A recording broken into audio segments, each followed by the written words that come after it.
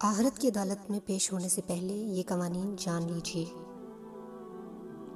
Number 1، ساری فائلیں بالکل open ہوں گی۔ ترجمہ: اور بروز قیامت ہم اس کے سامنے اس کا نامہ اعمال نکالیں گے جسے وہ اپنے اوپر کھلا ہوا پالے گا۔ نمبر 2، سخت نگرانی کی حالت میں پیشی ہوگی۔ ترجمہ: اور ہر شخص اس طرح آئے گا کہ اس کے ساتھ ایک لانے والا ہوگا اور ایک گواہی دینے والا۔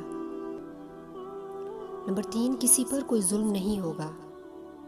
ترجمہ: میں اپنے بندوں پر ذرہ برابر بھی ظلم کرنے والا نہیں۔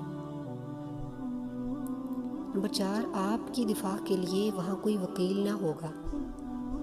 ترجمہ: لے، خود ہی اپنی کتاب پڑھ لے، آج تو آپ ہی اپنا خود حساب لینے کو کافی ہے۔ نمبر 5، رشوت اور سفارش بالکل نہیں چلے گی۔ ترجمہ: اس دن نہ مال کام آئے گا نہ اولاد۔ نمبر 6، ناموں میں کوئی تشابہ نہ ہوگا۔ ترجمہ: تمہارا رب بھولنے والا نہیں۔ نمبر 7، فیصلہ ہاتھ میں دیا جائے گا۔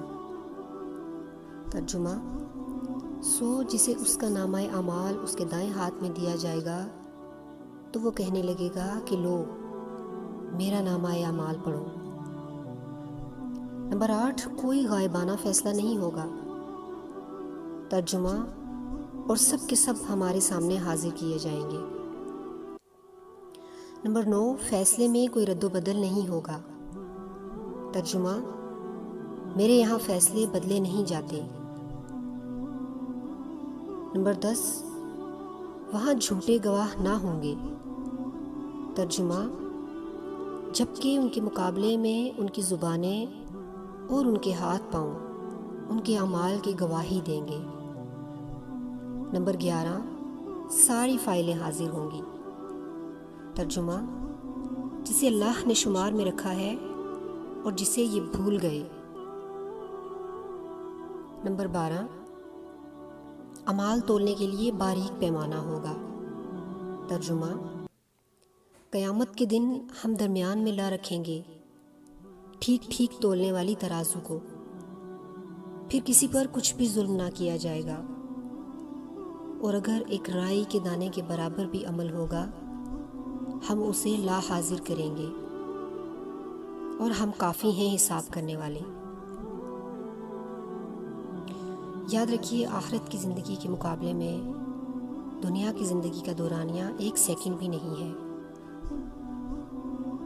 اس لیے دنیا میں جینے کے ساتھ ساتھ آخرت کی تیاری بھی کرتے رہیے۔ سارا کا سارا ایک ساتھ نہ صحیح، مگر تھوڑا تھوڑا کر کے آہستہ آہستہ اپنے آپ کو وہاں کے لیے بھی تیار کیجیے